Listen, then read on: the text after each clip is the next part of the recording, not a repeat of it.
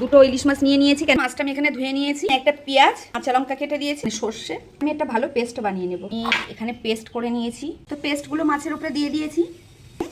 স্বাদ মতো লবণ, জিরে মরিচ গুঁড়ো, লঙ্কার গুঁড়ো, হলুদের গুঁড়ো দিয়ে ভালো করে এটা মাখিয়ে নেব। একটু কর্নফ্লাওয়ার মাখিয়ে নিয়েছি। চলুন আমি এটা ভাজতে দিই। চাটুই নিয়ে নিয়েছি, চাটুইয়ের মধ্যে অনেকটা সর্ষের তেল দিয়ে দিয়েছি। আমি একটা একটা করে মাছ দিয়ে দেবো এর মধ্যে। আর তেলটা দিয়ে গরম হয়ে যাবে, গ্যাসটা শুরু করে দেবো। মাছগুলো আমি দিয়ে দিয়েছি, একটা ঢাকনা দিয়ে দেবো। প্রত্যেকটা মাছ আমি এইভাবে করে উল্টে দেবো। ভাজা ভাজা হয়ে যাচ্ছে।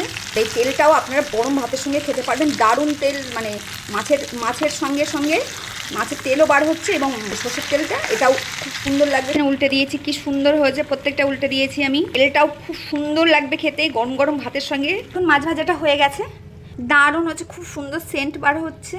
তেলটা শুদ্ধই আমি নামিয়ে রেখে দেবো।